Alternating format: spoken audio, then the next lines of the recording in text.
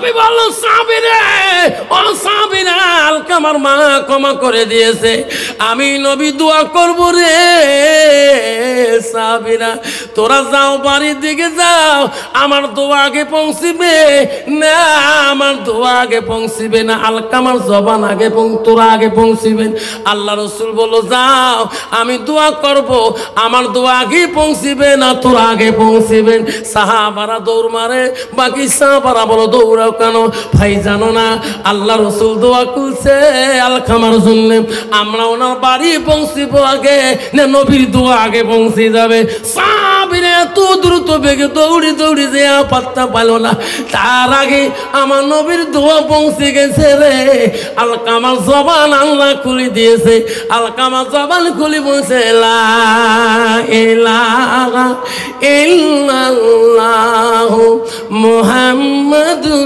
রাসূলুল্লাহ আব্বাজান শোনার চান্দা খবরদার আল্লাহ নিজেই বলছে বান্দা আমার ইবাদতের পরে ওয়াবিল ওয়ালিদাইনি ইহসানান তুমি তোমার মা বাবার সঙ্গে সৎ ইহসান করো সৎ ব্যবহার করো 90% যুবক আছে বাবা বিবির জ্বালায় একদল বিবির জ্বালা যন্ত্রণায় একদল যুবক মা বাবার সাথে সৎ ব্যবহার দেখাইতে পারে না একটু মার সাথে মিষ্টি মুখে কথা বললে বাবার সাথে একটু বসি পরামর্শ নিলে একদল নারী আছে দেখতে পারে না জোরে কোন ঠিক নবী ঠিক খবরদার মা বলে না আমারা ও মা একদিন তুমিও মা ছেলে মেরে বাবা হয়ে যাবি মা একদিন তুইও শাশুড়ি মা হয়ে যাবি মা দুনিয়াতে যদি তোর শাশুড়ি চোখের পানি ফেলে দাও মা রে একদিন তোর দুনিয়াতে চোখের পানি ফেলে কাঁদতে হবে আমারা পৃথিবীর সব অলিদের অলি ছিল সব আউলিয়াদের আউলিয়া ছিল সব বুজুর্গের বুজুর্গ ছিল তার বাবার নাম ছিল আবু সালে জঙ্গি মুসা রহমাতুল্লাহ তার বেটা সব অলিদের অলি সব আউলিয়াদের আউলিয়া তার নাম হলো আব্দুল কাদের জিলানী রহমাতুল্লাহ সব অলিদের অলি গো যার জীবনে এক ওয়াক্ত নামাজ তাহাজ্জুদ নামাজ কায়দা হয় না নাই থাকবে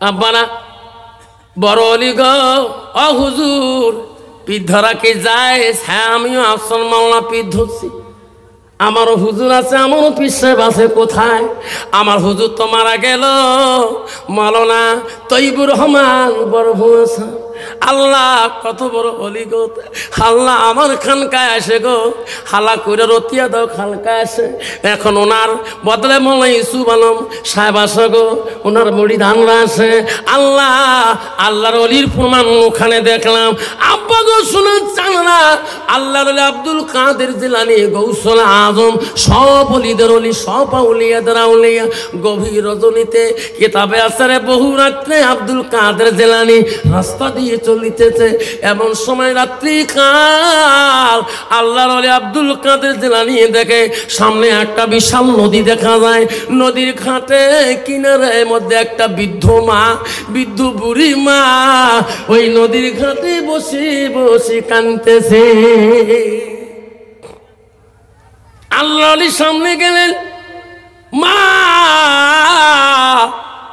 এত রাইতে কেন মা কাঁদেন তোমার কি দুঃখ মা আমাকে খুলি বলে বুড়িমা চিনতে পারে নাই রে ইনি আল্লাহর ওলি গৌসুলে আজম আব্দুল কাদের জিলানী আল্লাহর ওলিদের দিলগুলো বড় নরম ছিল গো ও বুড়িমা গো এত রাইতে কি দুঃখে আপনি কাঁদতেছেন বলেন আব্দুল কাদের জিলানীকে বুড়িমা চিনতে পারে নাই কইছে বেটা রে আমার দুঃখ আমার যাতনা তোমাকে খুলি বললে আমার মনের আশা তুই পূরণ করতে পারবি না আল্লাহর ওলি বলছে মা মা তুমি যে দুঃখে দোয়া করতেছো আল্লাহর কাছে কাঁদতেছো মা রে আল্লাহ তোমার দোয়া কবুল না করতেও পারে মা মা আমাকে খুলি বলো মা আমি তোমার পক্ষ হয়ে আল্লাহর দরবারে দোয়া করবো যখন সুবহানাল্লাহ তখন বুড়িমা বললেন, ওগো বেটা, আমার একটা সন্তান ছিল,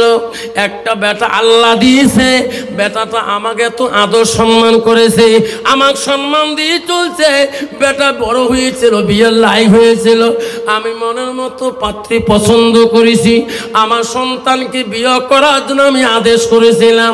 সেই বেটা বিয়ে করতে যায়, এই নদীর উপর দিয়ে যখন নদী পার হয়ে ওই দিকে চলে যায়, যাবার কালে ভালো ভালো গেছিল, বিয়ে করা ফিরার পথে এই নদীর মাঝখানে যখন আসছিল, জল তুফানে নৌকা ডুবিয়া, নাও ডুবিয়া আমার বেটাটা মারা গেছে, বেটা বাড়ি যেতে পারেনি। আমি ওদিন তাই পাগল, আমার একটা বেটা আল্লাহ কেন নিল আমারে। যেদিন তোমার মেয়েদের তেরি লাশ চলে যায়, ওদিন আমি শিয়ালদহ স্টেশনে উত্তরবঙ্গ পেপার পড়তেছি, এমন সময় পেপারে দেখলাম ধুবড়ি জেলার মেয়েদের তেরি লাশ চলে গেছে। উত্তরবঙ্গ পেপারের নাম বর্ধমান, পেপারের নাম বেঙ্গলের। পেপারে দেখি পড়িয়া কারি হাফেজ আফতারকে ফোন করলাম, আমাকে বলে, হুজুর আমি মেয়েদের টাড়ি খাটে আসিয়েছি দেখার জন্য। আবারে কত মা কাঁদছে গো, কত বাবা কাঁদছে গো। সোনারা আল্লাহর লিখে বুড়িমা বলল, আমার একটা সন্তান এই নৌকা ডুবি মারা গেছে, আমি একাই, আমি বাড়িতে ঘুমাইতে পারি না বাপ, আমার সন্তানকে না দেখলে আমি পাগল হয়ে গেছি। আমি কতদিন কান্দি বাড়িতে, আজকে আর থাকতে পারলাম না। আজকের তারিখ, আজকের দিনে, এই মাসে আমার বেটার বিয়ের তারিখ ছিল, আজকে এই দিনটাই ছিল। আমি আজকে আল্লাহ দরবার আসি, নদীর কিনারে কান্দি, আল্লাহ আমার সন্তানকে তুমি ফিরি দিবি না। আল্লাহ বলছে, মা তোমার দোয়া কবুল আল্লাহ না করতে পারে মা, মা আপনি চুপ হয়ে যান মা, তোমার সন্তানের জন্য আমি আব্দুল কাদের জিলানী আল্লাহর কাছে আমি একটু দোয়া করব। আল্লাহর ওলি আব্দুল কাদের জিলানী হাত তুলি বলল, মাওলা রে ও রহমান, তুমি বড় দয়ালু, আল্লাহ এই বুড়িবার চোখের পানি আমি সহ্য করতে পারি না। আল্লাহ আমি আব্দুল কাদের জিলানী বলে, আল্লাহ বুড়িমার মনে দুঃখ তুমি ঘুষিয়া দাও, আল্লাহ বুড়িমার অন্তরে শান্তি দাও। বুড়িমার একটা সন্তান আল্লাহ তুমি কেন কারে নিয়েছো? আল্লাহ বলছে, আব্দুল কাদের জিলানী রে, এটা কি সম্ভব হয়? দোয়া তুমি করিও না আব্দুল কাদের রে, আমি আল্লাহ তোর দোয়া সহ্য করিতে পারে না। আব্দুল কাদের জানো না ওই বুড়িমার সন্তান কতদিন হলো মারা যাবার, ওই নদীতে পড়িয়ে মা জন্তু সবকে শেষ করে দিয়েছে। ওনারা পায়খানা করে দিয়ে মাটির সাথে তার সন্তান মিশিয়ে আছে, তাকে ফিরে দেওয়া যায়? আল্লাহর ওলি আব্দুল কাদের জিলানী বলছে, মাবুদ কেন ফিরে দেওয়া যাবে না? আল্লাহ তোমার ওয়াদা ছিল যে মাটিরে আমি বান্দাকে বানাবো, সেই মাটিতে রাখবো, সেই মাটিতে আমি পুনরুদ্ধার করে আমি হাসর ময়দানে নেব। আল্লাহ এই ওয়াদা তো তোর। আল্লাহ এত বছর, কোটি কোটি বছর পরে যদি তোর বান্দাকে হাসর ময়দানে নিয়ে যেতে পারো, তুলতে পারো, আল্লাহ বুড়িমার সন্তানকে কেন তুমি তুলতে পারবা না? নাই থাকবে বাবা। আল্লাহর ওলিদের দোয়া, মার চোখের পানির দোয়া। শোনারা, আল্লাহ রসুল বলছি, বুখারী শরীফে আছে, আলিমিহি ইয়ানতাবাহু বিহি শাইয়া, নিজে এলেম শিখে অপরকে শিক্ষা দাও। ছেলে বলছে, মা কি আমি তো এলেম শিখছি মা, আমি কার কাছে প্রকাশ করব মা, কার কাছে এলেম প্রচার করব? মা বলছে, বাবা তুমি যাবো কোথায় এলেম প্রচার করতে? কইছে, মা আমি একটু মদিনায় চলিয়ে যাই। মদিনায় কেন? মা আমি এলেম প্রচার করব। কেমন করে প্রচার করবি বাবা? কইছে, মা আমি তোর একটা সন্তান মা, মা রে তোমার হক যদি আদায় করতে না পারি মা, পৃথিবীতে আল্লাহ আমার ইবাদত কবুল করবে না। মা তুমি আমাকে আলেম বানাইছো মা, মা আমি মদিনায় যাই, মদিনায় কি করব মামা? ও মা মদিনার মধ্যে ইলমগুলো আমি প্রচার করব কেমন করি? মা রে মদিনা যত হাজি যায় মা হজ করতে, মা সবার এলেম থাকে না মা, মা তাদের উটগুলা কুরবানি করে দেব মা, দুম্বাগুলা কুরবানি করে দেব, এলেম প্রচার হয়ে যাবে মা, যা তখন নজরানা দিবে মা হাদিয়ে দিবে, তাই আনি তোমাকে আমি খিলাবো মা। মা বলছে বাবা তুমি যে আমার অন্তরের টুকরো কলিজার মনি, তুমি মদিনায় গেলে আমাকে ভুলি যাবা? বলছে না মা আমি ভুলবো না, আমাকে কয়েকটা দিনের জন্য পারমিশন দাও, আমি মদিনার থেকে যাবো আসবো। ছেলের করুণ কথা শুনিয়ে বলছে বাবা রে তোমাকে না দেখলে থাকতে পারি না রে সোনা। এই বাবা আব্দুল সামাদ যাও, বেশি দিন দেরি করবা না। আব্দুল সামাদ চলে গেলেন মদিনায়। বড় এলেম বড় দক্ষতা, কিলুন বড় জ্ঞানী মানুষ, এলেমের দক্ষতা বেশি। ও বউ হাজিরা সে ওনার কাছে উট কুরবানি করে নেয়, দুম্বা কুরবানি করে নেয়, আরে যা নজরানা তোফা দেয় তাই পকেটে রাখিয়ে দেয়। কুরবানি করতে করতে 3 দিন কয়েকদিন চলে গেল, হঠাৎ করে মার কথা মনে পড়ে। আল্লাহ আমার মা বারবার কসম করে বলছে বাবারে মদিনার মায়া আমাকে ভুলিস না, আব্বা তোকে না দেখলে থাকতে পারে না। আব্দুল সামাদ বলে আজকে আর কুরবানি করবো না, আমি আমার মার ওয়াদা পালন করতে হবে। রক্ত মাখা ছুরিটা নিয়ে হায়রে রক্তর মধ্যে গায়ে গায়ে রক্ত ছিটা ভরে গেছে, বাড়ি বুকে রওনা হলো। আর বলে মা আমি আজকে রওনা হলাম মা, মা যে কয়দিন হয়ে গেল মা আমি তোমাকেও দেখি না, মা থাকতে পারে না। আব্দুল সামাদ সারাদিন চললো, হাঁটতে হাঁটতে গেতে গেতে সন্ধ্যা পার হয়ে গেল। কিছু দূর আগে নামাজের আজান কানের মধ্যে আসতেছে, আল্লাহু আকবার আল্লাহু আকবার। আব্দুল সামাদ মনে করলো সামনে বোঝা মসজিদ আছে, সারাদিনে আমি জামাতে নামাজ পড়তে পারি নাই, এশার নামাজটা জামাতে পড়লে আমার দেহটা শান্তি হয়ে যাবে। সামনে মনে হয় মসজিদ আছে, আজান শোনা যায়, দ্রুত বেগে যায় জামাতে নামাজ পড়ার জন্য, কিন্তু কাছে মসজিদ পেলে না, আজান শুনলো মসজিদ নাই, আবার দ্রুত বেগে গেলেন। গেতে গেতে মসজিদ সামনে পড়ে গেল। মসজিদের কাছে যখন গেলেন ওই মসজিদে নামাজি মুসাল্লিরা নামাজ পড়ি পারি মুখে রওনা হয়ে গেল। সর্বনাশ, জামাত হয়ে গেল। আশা ছিল জামাতে নামাজ পড়ব। আল্লাহ রসুল হাদিসে বলছে কোনো মানুষ যদি দ্রুত বেগে জামাত হজে নিয়ত করে যায়, যদিও জামাত না পায় জামাতের সওয়াব পাবে, যেরকম সুবহানাল্লাহ। আব্দুল সামাদ বলল আল্লাহ নামাজ তো পড়তে হবে, একাই হলো নামাজ পড়তে হবে।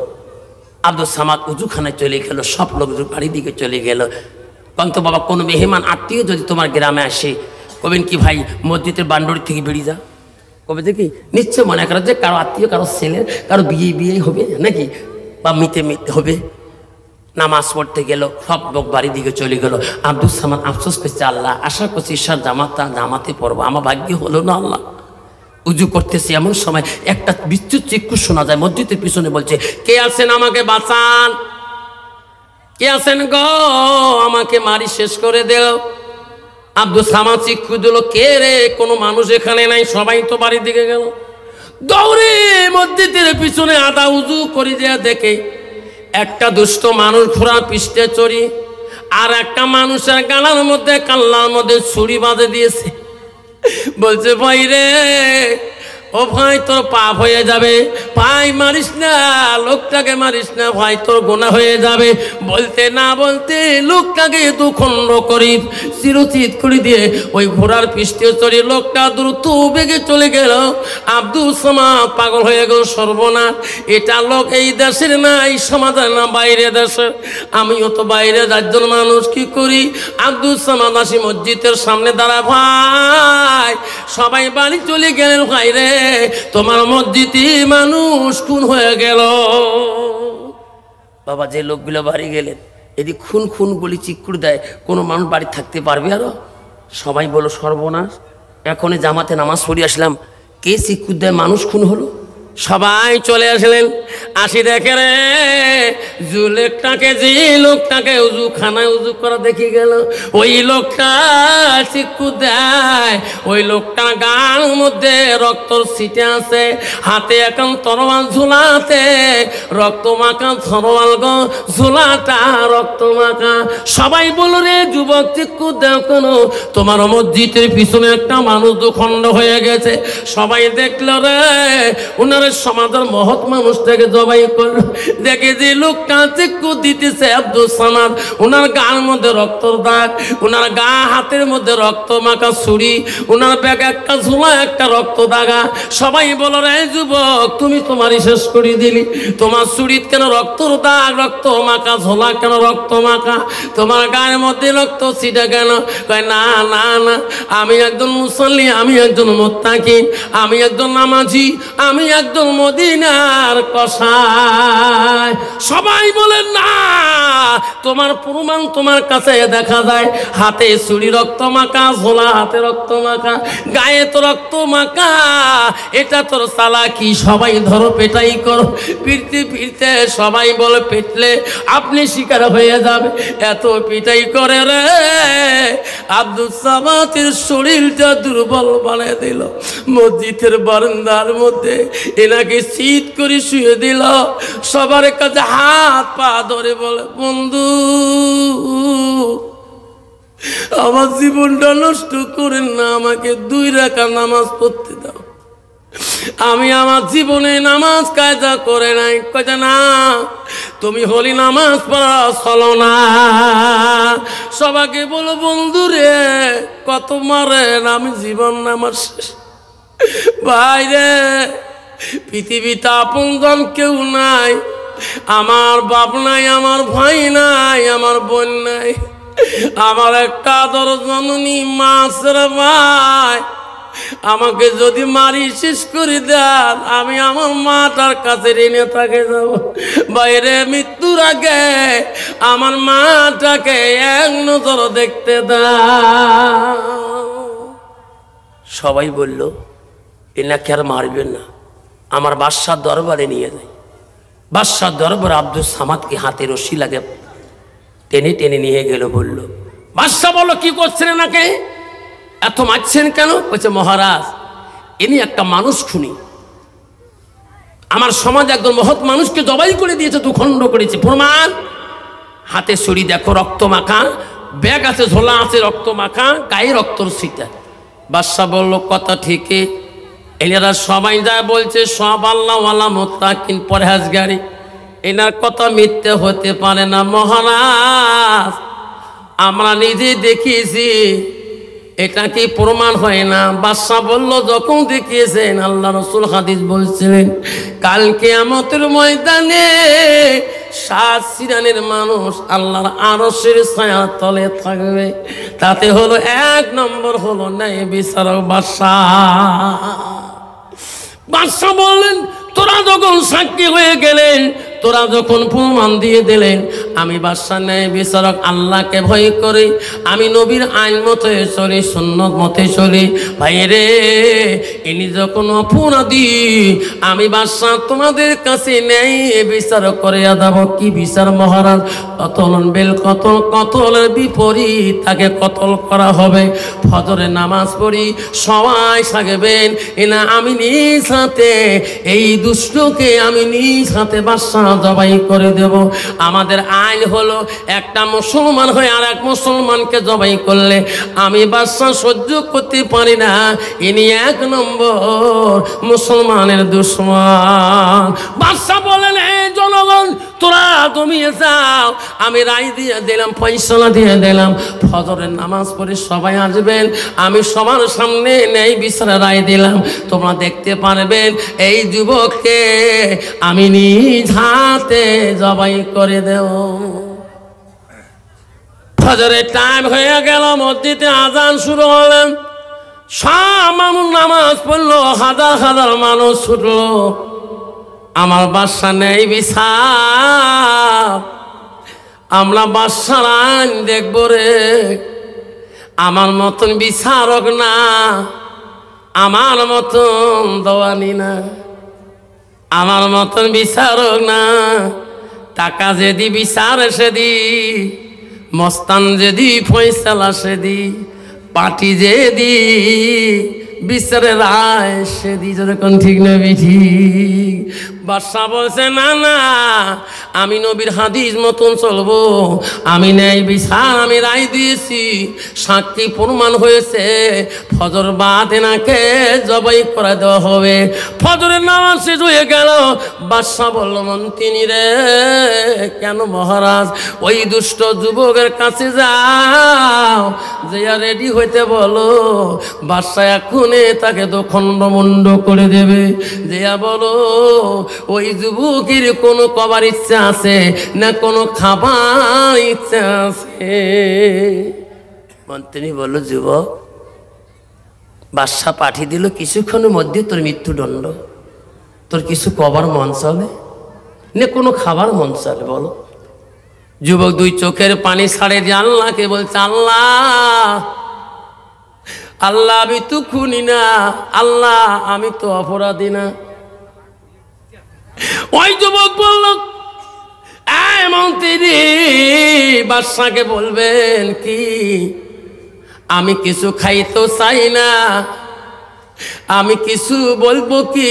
বাদশাকে বলবেন কি, পৃথিবীতে আপন জন আমার কেউ নাই, আমার আব্বা থাকলে বাদশার কাছে অ্যাপ্লিকেশন দিত, দরখাস্ত দিত, আমার ভাই থাকলে আসতো, আমার বোন নাই। বাদশাকে বলবেন, আমার একটা জনম দুঃখী মা আছে, বাদশার খুন হওয়ার আগে আমার মাটাকে যদি এক নজর দেখতে দেয়, আমি বড় খুশি হয়ে যাব।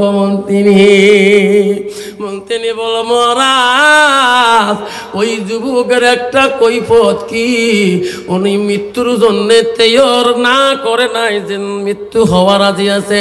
মহারাজ গো, মৃত্যু হওয়ার আগে একটা তোর জন্ম দুঃখী মা আছে, ওই মাটাকে মরণের আগে একবার দেখতে চাই। বাদশা বলল, রে, খাইতো চাইল না, বাঁচতো চাইল না, মরণের আগে তার মাটাকে দেখতে চাইল। আমি যদি না দেখাই, তার মার কাছে আমি অপরাধী হয়ে যাব রে। যার এমন তিনি যা, কিছুক্ষণের জন্য না সময় দেওয়া হলো। ওনার পায়ের মধ্যে রশি লাগান, কোমরে শিকল লাগাইয়া ওনার বাড়ি দিকে নিয়ে দেয়া, ওনার বাড়ি ঠিক না মতে মাটাকে এক নজর দেখা করে আনো, তারপরে আমি বাদশা নেই বিচারের রায় দিয়েছি সেটাই করো। বাদশার কথা মতে মন্ত্রী সেনাবাহিনীরা হাতে রশি লাগাইল, কোমরে শিকল লাগাইয়া বাড়ির দিকে নিয়ে যায়। টানি টানি নিয়ে গেতি রে ফজরের নামাজের কাছে বাড়ি ঠিকানা বলিয়া দেয়, এইটা আমার বাড়ি, যাও তোমার ঘরে দরজায় তোমার মাকে ডাকাও। আব্দুল সামাদ বলে, মা কেমন দোয়া করো মা, বিনা অপরাধে আমি খুনির আসামি হয়ে গেছি। মা বড় আল্লাহওয়ালা ওলি আল্লাহ, মা বড় বুজুর্গ, তাহাজ্জুদ নামাজ পড়ি মা দুয়ার মধ্যে এসেছিল, বারবার ডাকা, মা গো মা, তুমি কেমন দোয়া করো রে মা। মা আমি বিনা অপরাধে, মা কেন মা আমি ফাঁসির আসামি হয়ে গেলাম, মা আমি কেন মা মৃত্যুর আসামি হয়ে গেলাম। মা নামাজ শেষ করে বলে, রে কে রে আমাকে মা কয় রে, আমার সন্তান তো মদিনায় গিয়েছে জবাই করবার, কুরবানি জবাই করবার, আমার সন্তান তো আজকে তারিখে ফেরা কথা না, আমার সন্তান কেন রে আজকে আমার মা এত সকালে মা করি ডাকে কান্দে, মা মা করি যখন কান্দে গো, মাদের দিল বড় নরম, অন্য মানুষ যদি কেউ গো মা করে ডাকায়। আমি আমার জীবনে ওয়াজ করতে গেছিলাম বড় পাটা হাউলি কলগছিয়াতে, প্রায় 8-10 বছর হয়ে গেল এক বাড়িতে খাবার বলছিলাম কলগছিতে। ওই বাড়ির মেয়েটা বারবার আসে, আমাকে ভাত দেয়, পানি দেয়, সবজি দিয়ে যায়। আমি বারবার দেখি। আমার মেয়েটাকে বলো, হুজুর আমাকে বারবার কেন দেখেন, বারবার কেন তাকান? আমি বলি, মা আপনি যখন ভাতের গামলাটা নিয়ে আসছেন আমি মনে করলো আমার মাটা কোথায় থেকে আসলো। আম্মা আমার মার কাটিংটা তোমার মতন, আমার মার হাঁটনি গুলা তোমার মতন, তোমার কথাগুলা আমার মার তোমার মতন। তোমাকে দেখলে আমার মার কথাটা মনে পড়লো। আমার মা নাই। চাচি আম্মা খারাপ পাবে না, তোমার কাটিং দেখি মনে ভাবছি রে মা করে এই বাড়িতে রে। চাচি বলল, বেটা রে তুই আমার মা করে ডাকলি। বেটা রে আমার 4টে বেটা 2টে মেয়ে, তুই যখন মা করে ডাকলি আমি তোকে বেটা বলি গ্রহণ করে নিলাম। রাত্রি ছিলাম গো, সকালবেলা আমার মা গাড়িতে সুপারে তুলে দিয়ে গিয়ে বলল, বেটা রে মাঝে মাঝে ফোন করিস, মা যখন বানালি রে আসিস, বাড়িতে আসিস, ফেলে দিন না, ফেলে দিন না। বাড়িতে যে বড় ভাইকে বললাম, বড় বোনকে বললাম, বোন রে আমার একটা মহিমা দেখলে আমার মার মতো, কাটিংটা মার মতো, হাঁটলি গুলো মার মতন, কথা হাইস গুলো আমার মার মতন। বড় ভাই বলল, কেন মাওয়াইকে নিয়ে আসলি না? আমার মাও নাই, মাওয়াইকে দেখি আমার জীবনটা শান্তি হতো। পরে 20 দিন আপন হয় রে, কিছুদিন ফোন করি গো, আমার ময় বড় চাকরি করে, বড় অফিসার মানুষ, আমার ময় আমার ফোন রিসিভ করে না, বড় ব্যস্ত থাকে। ভাই বলে মাঝে মাঝে ময় ফোন করে না। আমি কই ভাই রে, পর কোনো দিন আপন হয় না। মা আব্দুল সামাদ বললেন, মা দরজা খুলি দেখে রে মা আব্দুল সামাতে হাতে রশি, কোমরে শিকো, মাথা দিয়ে রক্ত টপ টপ করে জমিনে পড়ছে। মা চিক্কু দিয়ে বলো, বেটা তুমি আমাকে বলছো মা আমি এলেম প্রসার করতে মদিনায় যাই। বাবারে তোমার মাথা ফাটা কেন, কপাল কেন ফেটে গিয়েছে? তোমার হাতের রশি পায়ে কেন বাবা ফাটা? তোমার কোমরে কেন শিকল লাগা? কি অপরাধ করলি? ছেলে বলল, মা গো মা তুমি কেমন দোয়া করো মা, আমি বিনা মার্ডারে মা আমি খুনির আসামি হয়ে গেছি। মা চলি যাই মা, বাদশা আমাকে মা তোর শুধু মুখটা দেখার জন্য আমাকে টান দিয়েছি মা। মরি আমি তোর বুকের দুধ খেয়েছি মা, আমি তোর হক আদায় করতে পারলাম না মা, আমি বাদশার আইন অমান্য করতে পারি না। মারে আমার ক্ষমা করবি নি। মার পা ধরি কান্দে রে, মা কি ধন রে। সন্তান যদি একবার অপরাধ করি, ওই বাবার মার যদি একবার পাটা ধরে গো, পৃথিবীতে এমন নিষ্ঠুর মা বাপ নাই, ওই সন্তানকে মাপ না দিয়ে থাকতে পারে না। সোনারে প্রমাণ করে যাবেন আজকে তোমার মা তোমার বাবাকে অপমান করেছো, সকালবেলা তোর বাবার পা 2টে ধরবা, তোর মার পা 2টে ধরবা, দেখবে রে তোমার মার কলিজা পেটে যাবে, পা তাগি টানি বুকের মধ্যে নিবি। মানে পা ধরিস কে বাবা? মা আমি বড় অপরাধী মা। ও মা বিবির কথা শুনি শুনি মা তোকে আমি গালি দিয়েছি মা, তোর হাত ধুলি মা, তোর পা 2টা চুমা খাই মা। মানসলে রে তোর মার পায়ে চুমা খাবা, কোনো পাপ হবে না, গোনা হবে না। মনসলে রে তোর বাবার পা 2টা চুমা খাবা, মনসলে রে তোমার বাবার পা 2টা চুমা খাবা, আল্লাহ খুশি হয়ে যাবে, আল্লাহ রসুল পর্যন্ত খুশি হয়ে যাবে। পিসাবের পায়ে চুমে খাবার দরকার নাই, ওই পিসাবের পায়ে চুমে খাবার দরকার নাই। তোমার আসল পীরকে গো পিসাবিনীকে আসল পায়ে চুমে খা। তোর মা যদি খুশি হয়ে যায়, তোর বাবা যদি খুশি হয়ে যায়, আল্লাহর আরো পর্যন্ত খুশি হয়ে যাবে। নাই থাকবে। যুবক বন্ধুরা, হাতে পায়ে ধরে বলি যায়, খবরদার খবরদার। আব্দুল সামাদ মার পা দুইটা ধরে পড়লেন। মা বলো মানিক রে, পা দলিলে শোনা যা, অপরাধ যদি করছো রে অপরাধের ফল পাবা, যদি দুষ্টমি করছো তাহলে দুষ্টর ফল পাবা, আর যদি অন্যায় করো নাই আমি মা দোয়া করবো রে, দেশের বাদশা কেন জমিদার কেন, তোর একটা পশম পর্যন্ত ক্ষতি হবে না। নাই থাকবে। আব্দুল সামাদ বাড়ির দিকে আসতে, ওই বাদশার দিকে আসতেছে, সেনাবাহিনীরা টানি টানি বাদশার কারাদণ্ড ভিতরে বাঁধে রাখলেন। হায় রে বাদশা বলো মন্ত্রী রে, ওই যুবকের তার মার সাথে দেখা হয়েছে। হ্যাঁ মহারাজ আনছি। কোথায় রাখলেন? কারাদণ্ডের ভিতরে, তাকে বন্দি করে রাখছি, হাতে পায়ে রশি লাগে রাখছি। বাদশা হাজার হাজার জনগণ, সবাই জনগণরা দেখতেছে রে। বাদশা বলো জনগণরা, ও দেশের মানুষ, আমি ন্যায় বিচারক, আমি আল্লাহর হুকুম, আমি নবীর তরিকায় চলি, আমি নবীর হাদিস মতন চলি, আমি আজকে এখনো দণ্ড করে দেব, দুখণ্ড করিয়ে দেব, কারণ উনি মুসলমান হয়ে মুসলমানকে কেন জবাই করলো। বাদশাহ হাতে তরবালটা নিয়ে চলে গেল, হাজার মানুষ দেখা শুরু করলো।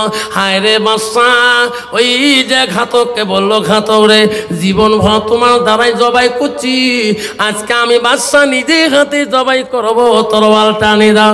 বাদশার হাতে ঘাতক তরবাল আনি দিলেন। বাদশাহ দাঁড়াইয়া গেলেন। ওই যুবক হাত বান্ধা পা বান্ধা নড়তেও পারে না। যুবক আল্লাহর কাছে কান্দে, আল্লাহ এ মওলা, আমি কিন্তু খুনি না, আমি একজন নামাজি পরহেজগারী মুত্তাকি, আল্লাহ তোর নজরে আমি খুনি না, বাদশার নজরে, ওই জনগণের নজরে আমি খুনি, তরবালের খুনি, রক্ত মাখা খুনি, রক্ত মাখা ঝোলার খুনি। আল্লাহ আমি কিন্তু তোর নজরে খুনি না, আমি তোর নজরে একজন পরহেজগারী নামাজি। জোরে কোন ঠিক না বিঠি? উনি কি খুনি?